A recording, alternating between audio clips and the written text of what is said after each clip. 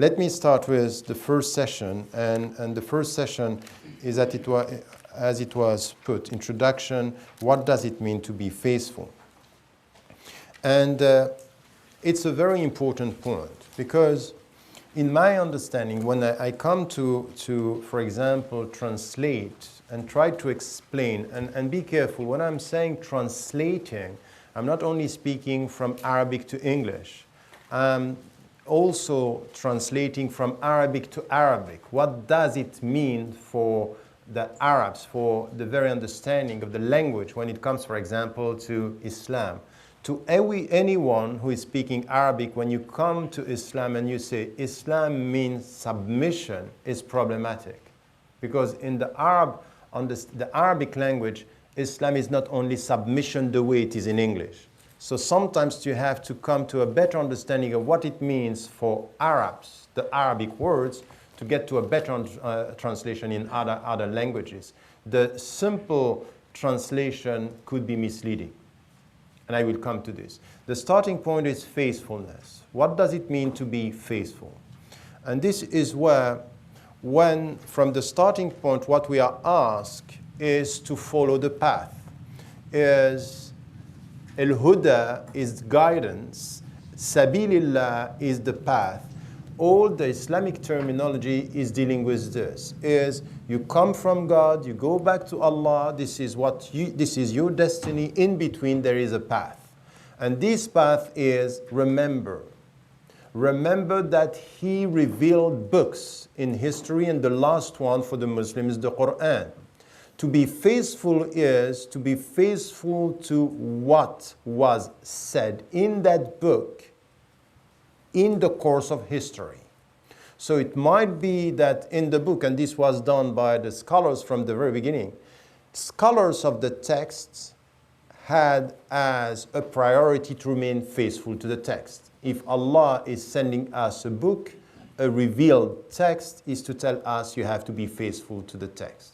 Faithful to the text means know what are the transhistorical principles and know what are the principles that should be implemented in history with you understanding your own history.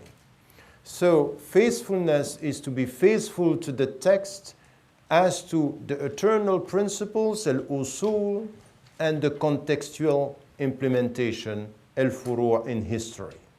So this is something which is important. Faithfulness is not a static state of mind. It's always connected with make up your mind to understand the principles, what is unchangeable and what should be changed in your understanding, not in the text. In your understanding, because you are involved in history. And the way you are going to understand the text in history makes the text eternal or not. If you misunderstand the text and you don't understand in which way this dimension of the text should be understood in a specific context, it might be that you are literally faithful to the text, but deeply unfaithful to the objectives. You understand my point here? The faithfulness is critical. Many of our brothers, in the name of a sincere commitment to faithfulness, understand faithfulness, you have to be faithful to the literal meaning of the text, which is anything should be, faithfulness means to the Prophet ﷺ that as he is our example, we are going to be faithful to the way he implemented some of the principles in his time. So the way he dressed, faithfulness means the way he was. So this was understood by Abdullah ibn Umar radiallahu anhuma, who was just literally trying to be faithful. I want to be like he was. His teeth was broken, I should have the same. So it's a literal faithfulness. But the point is that in history, this literal faithfulness could be deeply unfaithful to the objectives when it comes to time changing, new cultures, new situation. So the starting point of the concept is just to show when we speak about faithfulness is a complex concept. It's not as easy as, oh, I am faithful. So My understanding here of this faithfulness is really to say, okay, Allah subhanahu wa ta'ala sent us a book, tell us what are the principles, what are the practices, that there are things that are immutable in history and things that have to be understood in a contextual way, to be contextualized. The starting point of faithfulness is to categorize the fields. And this is why we had from the beginning scholars saying there is something called al-aqidah. Al-aqidah is, we can translate al-aqidah by the creed. The aqidah, in fact, is coming from hadith Jibril alayhi salam, when Jibril is asking the Prophet alayhi salam, what is Iman? And he's speaking about the 6 pillars of Iman. These pillars of Iman, that you believe in God, that you believe in the angels, in the books, in the prophets, in the day of judgment, and in the destiny, in what is good and what is bad. The 6 principles of faith are immutable. They are not going to change. So this is where the scholars said, in al-aqidah, the main principles are not going to change. They are trans-historical. You believe in these principles the way the Prophet ﷺ was believing in them, and all the companions and all the scholars. No change. This is immutable. And in this field, if you add something which is not in or remove something which is in, you are, according to the mainstream, and this is for all the tradition, you are going towards a bid'ah. Bid'ah is the wrong innovation. The wrong innovation is always wrong as an innovation if you come to an immutable principle that you are removing or adding in the field of al-aqidah. And this is the starting point of something which will have an impact in our understanding with some of the literally Salafi trends, where we disagree on the limits of what is immutable or not and what is a bid'ah or not. Second, all the scholars, and once again, this is where we all agree, whatever is our tradition, from the Sunni and the Shia, all the trends agree on another dimension, which is the 5 pillars of faith, of Islam, of practice. Buni al-Islamu ala khamsin. So in this field, no change. You pray the way the Prophet ﷺ is praying. And you are following literally what the Prophet ﷺ said, Sallu kama ra'aytumuni usalli. Pray as you saw me pray. You don't change anything. We may disagree on details, but we all agree on the fundamentals of what praying is. And with this, it's important for you from the very beginning when you enter the realm of Islam to say, all the people who are telling you, you only rely on the Quran and not on the prophetic tradition, you tell them, and what about this? You don't know how to pray if you don't rely on the ahadith. So all the people, al-Quraniyun, for example, the new trend that we had now, it's not so new, but you have a trend, and some of the so-called modernists are saying, oh, we only rely on the Quran, say, if we only rely on the Quran, we don't know how to pray. While it's a consensus among all the Muslim scholars and the traditions, we pray the way the Prophet ﷺ was praying, and we get that from the prophetic tradition. So in these 5 pillars, no change on this. So to be faithful means that we are not compromising on that. We do not compromise on the clear-cut dimension of these verses and ahadith. Al-mutawatir, the highest level of authenticity, or al-qat'i, meaning the clear-cut text. And this is what the scholars afterward were calling ma'loom min ad-din bid-darura, known as the essential of and the imperative obligations of your religion. If you touch this, قَدْ يُؤَدِّي إِلَى الْكُفْرِ. It means that you can touch something which is denying part of the truth. Be careful, kufr is denying the truth. And it could be al-kufr al-akbar, when you are denying God. And it could be al-kufr al-azghar, when you are accepting God, but not, for example, accepting one of the obligation and one of... So you have levels of kufr, okay? Denying the truth. So for example, you can go to a Christian who is telling you, I believe in God, and say, you are an infidel, an unbeliever. That's wrong. It's a wrong translation of kufr here. He is a believer, but he denied part of the truth, which is the last prophet. So you have levels. You can't just use the words like this. Your translations are judgments. And that's not acceptable. So this is where we start by saying, faithful to what? These principles, immutable, transhistorical, no discussion. I'm not going to compromise on this. Now, we have other principles that are also clear-cut, but sometimes depending on the context. For example, at different levels, when it comes to a discussion on the penal code, let us start with this. Is a good example because it was straight with Umar radiallahu anhu. السارق والسارقة فاقطعوا أيديهما. The thief, men and women, you cut their hands. It's clear cut.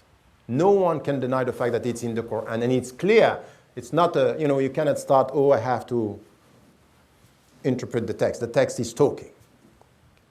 But now, you had someone in the year of famine saying the text is clear, the context is problematic. Even with clear-cut text, sometimes you have to look at the context. Why? Because he wanted to be faithful to the principle of Islam, which is what? Beyond everything is justice. What if, in a year of famine, I apply this clear-cut text, literally without taking into account the fact that the people are starving? It's unjust. So in the name of the context, in the light of the objective, I can suspend the implementation of the text, which is clear-cut. So no one is denying the fact that the text is clear-cut, but all we agree that sometimes, depending on the context, the clarity of the text could be problematic if it's implemented literally. Faithfulness, though, means sometimes that you don't only understand the clarity of the text, but the essence of the objectives. Faithfulness, so it's now open to something which is wider than a simple dimension here, which is I read the text, I implement the text. Yes, with al-aqidah, yes, with the practices, but not always with the prohibitions, and not always with the duties. Because you are opening here secondary issues that are open for interpretations. Open for interpretations when it comes to the relationship between the text and the context, but open to interpretation when it comes to the priority depending on the context, on secondary issues, when the texts, for example, are not so clear. Faithfulness means that you acknowledge the fact that you have a revealed text, but you also acknowledge the fact that coming extracted from the text, you have objectives. So sometimes your mind should say, سَمِعْنَا وَأَطَعْنَا, we heard and we obey. And sometimes the text is telling you, read and understand. فَهِمْنَا وَطَبَّقْنَا. We understood and now we implement according to our understanding. So this is faithfulness. So there is no faithfulness without evolution in our understanding. Which is exactly, sometimes when I'm saying this, some of the Salafi are saying, what are you talking about? I'm talking about that, what I'm saying right now. There is no faithfulness without evolution. So the way towards faithfulness is to acknowledge that things are not moving and that other things are moving. The only true question is how do we move faithfully? We move, but in the right direction. Not only with sincere heart, but deep understanding. Be careful, I'm repeating this, be careful with the people who are telling you always that they have sincere heart. We are not judging the sincere heart. But you can have a sincere heart and a confused mind. It happens. Or a naive mind. It's because you read and you understand with your heart, you think that you have to implement it in such a way that it could be counterproductive. And in fact, it could be unfaithful. You got that? This is the framework of what it means to be faithful. And we are entering now this dimension. Now, let me come to some of the words that you have. This is the page, we don't have it's the page 7. You have it in front of you. Is it 7? Is it right? No. It's not 7? Yes, it's 7. Page 12. 12 is So 7. you 7. want to go to that one? So the course outlines, you have this? Oh, okay. It's just for you to follow what I'm doing. I'm following the outlines in case. Try to be structured. That's on page 7. Are you there? Okay, introduction, what does it mean to be faithful? So this will be the question for the exams right after the first session. And then we go to the vocabulary terminology. One of the main problems that I have with many Muslims is really they speak and they use words, they don't always understand the definition. Or at least, I'm not saying to understand, but to get a sense of the complexity of the definitions that might exist. Let me give you an example. Just coming back from the States, you know that in 18 states in the US now, there are these bills against implementation of Sharia. And Tea parties, they published a booklet on Sharia, and they explained to the people what is Sharia. Full of mistakes and just unbelievable. And I took this and I was with a setting with leaders, not with ordinary Muslims, leaders, and say, okay, I read this, it's worrying. I say, yes, very much so. Okay, that's fine. What is your answer? What is your definition of Sharia? And I can tell you, if I was someone reading this and listening to them say, oh, I'm more confused after listening to you than before reading. Because we don't have it. We don't get that. It's not clear. So between, sometimes by using an understanding that it might be clear for your mind, but not for the people, it's by asking some question, we can get, you are repeating words. You are not clear in your understanding of the words that you are repeating. What is Sharia? So in the book, not this book, but the other book, Western Muslims and the Future of Islam, I allocated one chapter, one first section about defining Sharia. And we have many definitions. So I know that here, what was put at the end, if you go to the end of this, rather, Hussein put the glossary, okay, and you have a Sharia. You get that? There is not a single definition of Sharia. Scholars have generally circumscribed its meaning from the standpoint of their own sphere of specialization. And this is important. The fuqaha, jurists, working in law and jurisprudence, they just came with a definition of Sharia coming from their own field, and they say Sharia is Islamic law. Okay, and very often this is what we get. Sharia is Islamic law. And this is something that you have in the definition here. In fact, it's more than that. This is a very specialized way to deal with Sharia. In fact, the very essence, the etymology of the word is to come back to the source.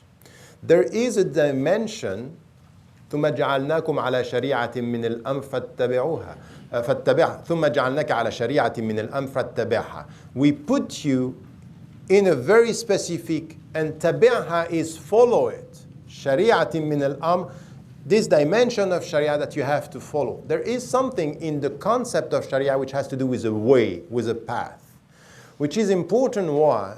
Because in fact, Sharia, the way I define it in a comprehensive way, bringing within all the dimensions, is the way towards faithfulness. Why it's the way towards faithfulness? Because the two dimensions that I am talking about, I was telling you to be faithful is to be faithful to the immutable.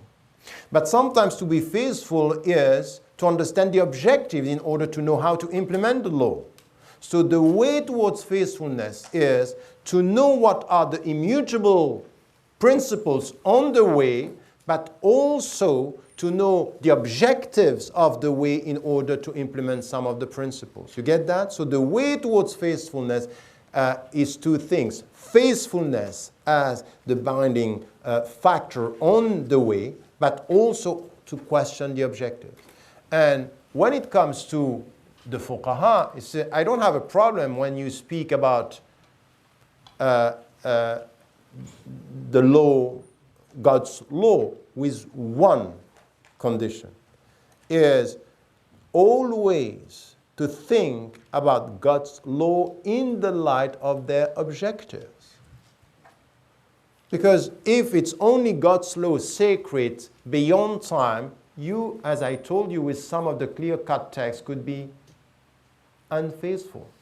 So you need to get a sense that there is a relationship between laws and objective, legislation and achievement of something, which is the way Sharia is. Sharia is the way towards faithfulness, thinking of the law in the light of the ends, always. What do we want to achieve? This is it. And while I don't have a problem with the scholars saying it's Islamic law, I think that if we reduce Sharia to Islamic law, it could be problematic and sometimes misleading. Because it's as if we say, okay, these are the sacred law extracted from the Quran. Okay, that's fine. Are all the laws at the same level? No. Who is doing that? Who is categorizing the law? How do you know now that there is something which is immutable and something which is not immutable? Who told you that? Who did that? These are scholars. It's not coming from the Quran. The Quran is speaking, but the scholars are reading. And they categorize this, coming from the ahadith, coming from the Quran. So it's a human construct, acknowledging that in this construction there are things that are coming from beyond their own intelligence. It's coming from God, sami'na wa ata'na, but we are categorizing what is given to us. So the way towards faithfulness is always our minds categorizing things in the process of history. So Sharia is not something which is coming from beyond our minds, is our minds understanding that there are things coming from beyond our minds. It's not the same. Be careful with this. You are living in the West. And when you say, this is coming from beyond my mind, and that's it, I don't understand, you're not saying this.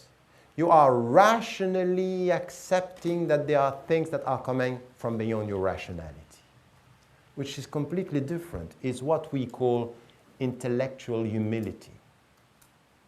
It's not submission of the mind, it's acceptance from the mind. It's not submission in the way, I don't think. No, I think till that limit by acknowledging the fact that God is talking to me. But the way I'm constructing this is Allah who is telling me, you have to find your way in this. He gave us the book, and we started the categorization. So Sharia is a human construct of the principles that are beyond our rationality, the principles that we have to implement without even questioning them. The way you pray is like this because this is the way it should be. This is, it's not... I am not going to start a fiqh discussion here, but this is what Imam Ali karramallahu wajha was saying. Was saying if al-masah was rational, you should do it under your feet, not on your feet. So it's not rational. It's like this. You do it because Allah says so. So there are limits in our rationality. This is why we have a revealed book. So Sharia is this way towards faithfulness, acknowledging that there are principles beyond our rationality and principles to be implemented in history through our rationality. And we need to understand the ends to get the very meaning of the law. So there is a philosophy of law in Sharia. It's much more this. It's a way towards faithfulness, is much more what Shatibi was saying. A philosophy of law, not only law without philosophy. And in this philosophy of law I acknowledge that there is a creator, that my understanding is limited. You get the point, which is so important for us because it's full of faithfulness, strict faithfulness and intellectual dynamism. This is what a human being should be before God. Strict faithfulness, and it comes to the heart. I agree. It's coming from Allah. But intellectual dynamism. Make up your mind. Think about it. Where do you want to go? What do you want to achieve? Okay? So this is the first dimension. Now, when you deal with scholars, or when we deal with brothers and sisters who are dealing with and mentioning Sharia, even myself, you know, I come from a family where what I got from my father, who was he was a lawyer. He wrote the book Islamic Law, and he was saying Sharia is sacred and beyond our intelligence, and fiqh is where the human, you know, this distinction between fiqh and Sharia, which is true in the legal field, but it's not enough. It's not the whole discussion about Sharia. This is true when we speak about law and jurisprudence. But when, for example, Ibn Taymiyyah, who is very badly known by the Muslims, or Hindi, 18th century, coming after him, saying, and what about my heart in Sharia? That when the Prophet ﷺ is telling me that I have to implement it in my heart, this is the starting point. Why are we putting the spiritual tradition, even the Sufi, outside the realm of Sharia? Why? Who told us this? How am I going to be faithful to the law if the starting point is not to be faithful with my heart? So this is where Sharia is also, it starts with your heart. The very moment you acknowledge that there is one God, you are within the Sharia. The very moment you can in the UK say, La ilaha illallah, here starts your Sharia. Are you faithful or not? You got it? It's so critical that you are breaking all this discussion about Dar al-Islam, Dar al-Harb, where I am. That's over. You start where you are. When you say La ilaha illallah and you are free to say it, it means everywhere. Here starts your Sharia, the way towards faithfulness. It means that you have to make up your mind, because it's not you look at the people, oh, they are all kuffar, a'udhu billah, and that's it. So you take the first flight to go somewhere, you will find all the Muslims, and you say, oh, I thought that I was going to find Islam. Okay, that's another story. You got that? First discussion. I want you to get that. I will go quite quickly on this, and then give you the floor for the first discussion. The second here is really fiqh. So Sharia is this human construct where we are trying to be faithful to, and it has many dimensions. A spiritual dimension, a legal dimension, even a social dimension, where we know what are the principles, we know what is immutable, we know what is changeable, we know what should be connected to the context. We are constructing it wherever we are. It depends on the context, on some dimensions and not on others, and then we are trying to achieve some of the objectives. So this is the way towards faithfulness. And it's dynamic. Fiqh is the means through which, in the legal field, we are going to do that. In the legal field. But we have to do exactly the same. You know, Sharia needs spiritual intelligence. Spiritual intelligence. It means to be faithful to Sharia from a spiritual viewpoint. It means that where you live, you need to have a spiritual intelligence, a spiritual implementation. How am I going to be faithful to my spiritual objective within Sharia in the UK? It means that you have to make up your mind in this. But the fiqh is the intellectual, it's the legal field where you are trying to get this faithfulness on the legal dimension. Okay, this is where you are trying to look at the environment and try to find the legal answers to remain faithful.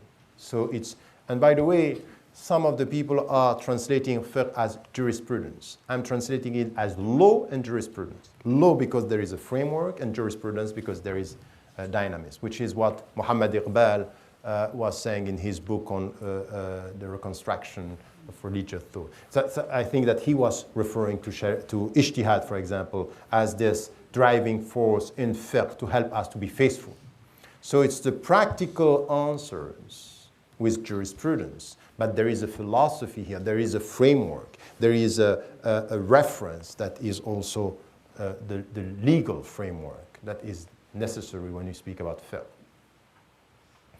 And this is where also we have to come to the relationship between fiqh, which is the practical answers within the framework, and usul al-fiqh. And here you need to get that from the beginning, because for 15 years myself I've been working on fiqh. Because my understanding was it's through fiqh that we'll get the answer for the Western Muslims, the British Muslims, to deal with their environment. And then I realized that it was not enough. I was reaching limit. And I came to usul al-fiqh. And usul al-fiqh is what are the sources of your law and your jurisprudence. So, for example, is Shafi'i, he was traveling, I will come to this later, he was traveling, and he realized that the people were going in different, answers was completely scattered, not clear, not always, there was no consistency. And so we have to come to the source and to try to get a framework. How do you extract principles from the scriptural sources, the Quran or the Sunnah, the prophetic traditions? And he started to speak about al-masadir, the reference, the book, the Quran, and then he added al-ijma', the consensus, al-qiyas, reasoning by analogy. So it means, in fact, usul al-fiqh are the fundamental sources from which you extract the legal framework in order to produce a dynamic jurisprudence. You get that? This is usul al-fiqh.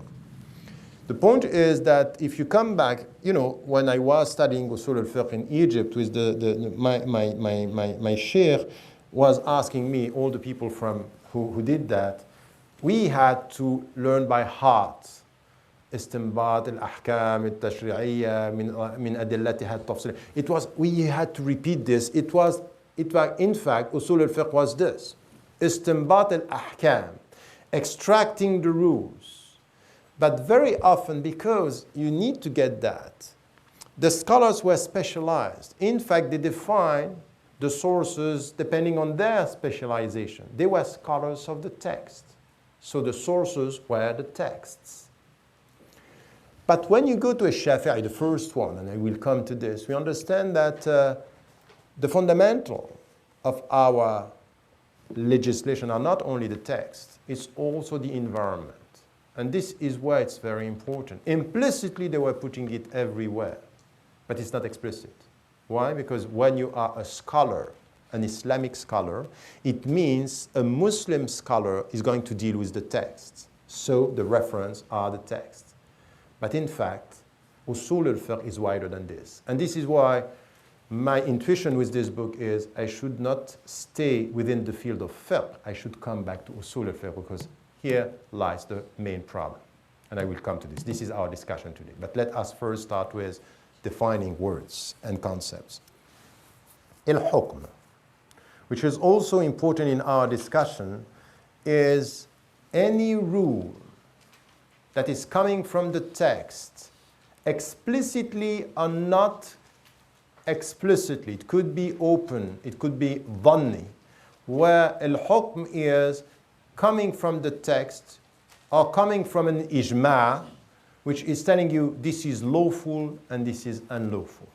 Al-hukm is what we get from the text as a general ruling.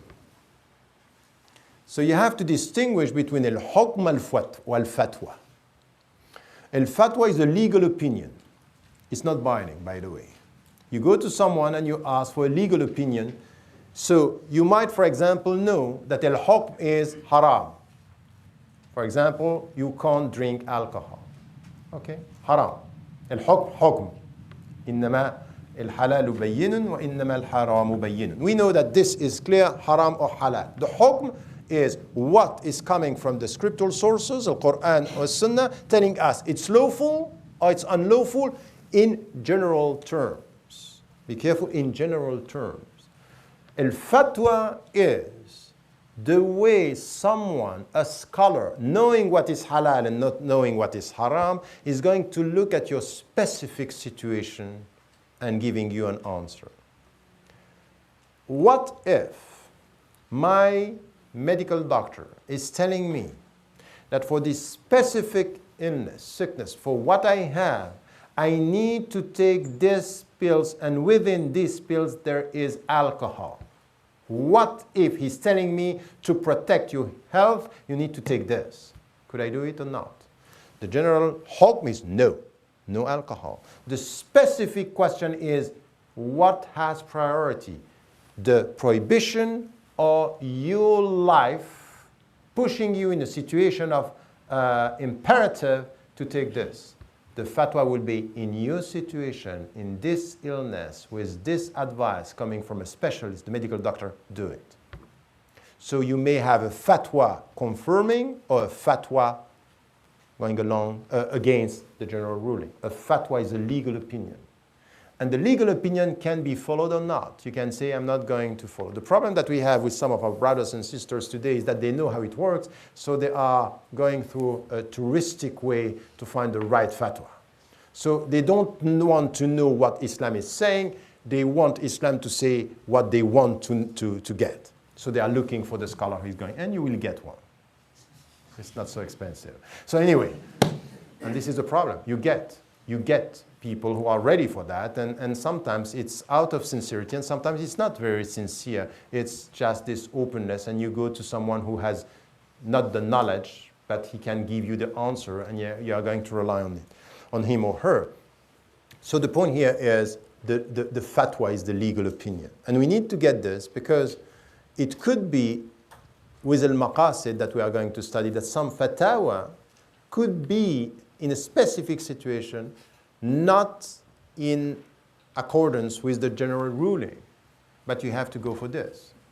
For example, we had so many situations when it comes to abortion, for example, with rapes and what happened in Bosnia, for example, that it's not only one specific situation, is one specific case. It's a situation where there was war, and then we need to take a position here. So this is where al-hukm, al-fatwa, is important, also for us to get a clear sense what we are talking about. And it's not because someone is telling you the hukm that he gave you the final answer to a specific situation.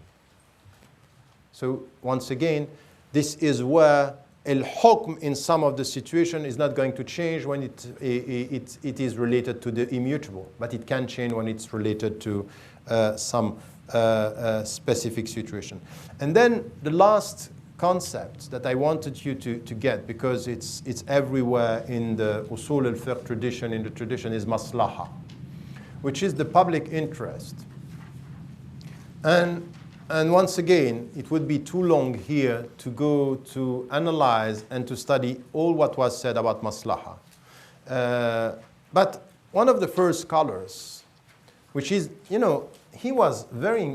some of our scholars were really incredible, intellectually speaking, very, very wide understanding and bright minds. Malik, he had a very specific way of dealing with problems, which is exactly the opposite of Abu Hanifa. Malik was always asking to study things that are happening. He didn't have time for things that were not happening.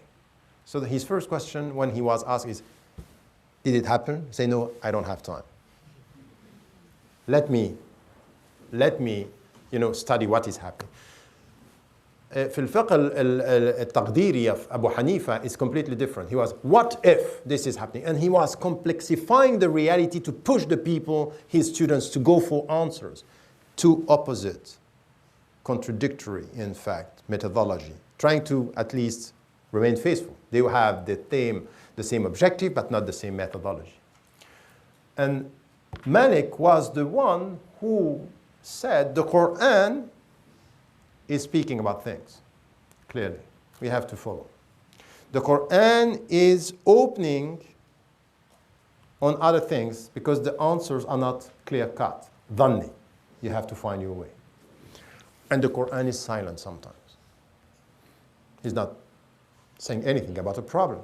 he was living in the same area. He was in Al-Hijaz. He was in Mecca and Medina. This is where he was, just close to the Prophet ﷺ and not far in history.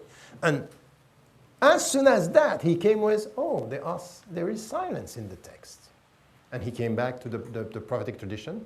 وَسَكَتَ عَنْ أَشْيَاء بِغَيْرِ نِسْيَانٍ رَحْمَةً بِكُمْ.